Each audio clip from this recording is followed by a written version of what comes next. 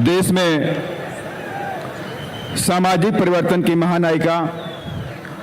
Bahujan Samaj party की राष्ट्रीय अध्यक्ष, देश के सबसे बड़े राज्य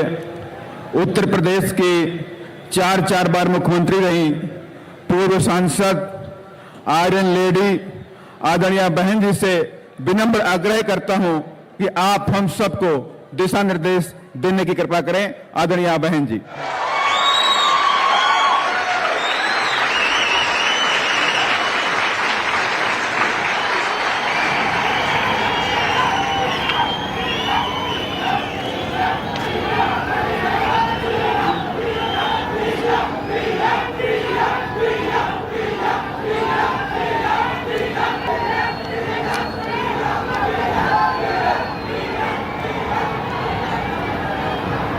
तेलंगाना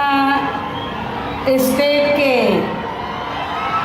कोने कोने से आए हुए बीएसपी के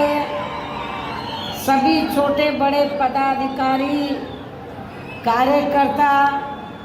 केंद्रीय व स्टेट कोऑर्डिनेटर, स्टेट अध्यक्ष एवं जनप्रतिनिधिगण, आप लोग अपने छोटे मोटे साधनों से चलकर मुझे सुनने के लिए यहाँ भारी संख्या में पहुँचे हैं, तो उसके लिए मैं आप सभी लोगों का हार्दिक दिल से आभार प्रकट करती हूँ। और अब मैं आपको तेलंगाना स्टेट एवं यहाँ की आम जनता तथा विशेषकर SC, ST, OBC, मुस्लिम, ईसाई व अन्य धार्मिक अल्पसंख्यक समाज के लोगों के हितों में कुछ जरूरी बातें रखूं, लेकिन उससे पहले यहाँ मैं देश में समय समय पर जन्मे अपने उन सभी महान संतों, गुरुओं व महापुरुषों में भी खासकर महात्मा ज्योतिबा फूले, छत्रपति शाहू जी महाराज, नारायणा गुरु, पेरियार जी, बाबा साहब डॉक्टर भीमराव अंबेडकर एवं मान्यवर श्री कांशीराम जी आदि को भी पूरे तहे दिल से नमन करती हूँ,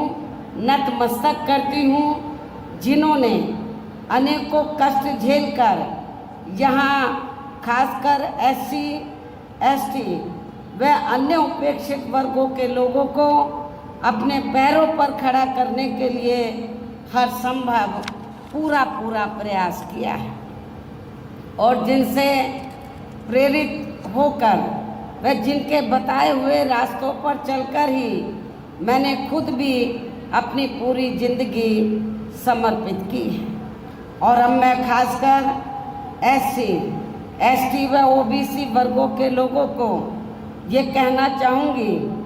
कि बाबा साहब डॉक्टर भीमराव अंबेडकर ने अपने अथक प्रयासों से इन वर्गों को भारतीय संविधान में आरक्षण संबंधी व अनेकों और कानूनी अधिकार तो जरूर दिला दिए हैं, लेकिन उनका इन सभी वर्गों के लोगों को अभी तक भी पूरा लाभ नहीं मिल पा रहा है, जिससे दुखी होकर ही फिर बाबा साहब डॉक्टर अंबेडकर ने केंद्र की कांग्रेसी सरकार से अपने केंद्रीय कानूनी मंत्री पद से इस्तीफा तक भी दे दिया था। और उसके बाद आप लोगों को ये मालूम है कि परम पूज्य बाबा साहब डॉक्टर अंबेडकर ने भारतीय संविधान में आरक्षण व अन्य और जरूरी कानूनी अधिकार आप लोगों को दिए, SC, ST, OBC वर्गों के लोगों को दिए, और ख़ास तौर से OBC वर्गों के लोगों के लिए भारतीय संविधान में आर्टिकल 340 की व्यवस्था करके तो उन्होंने ये प्रावधान किया कि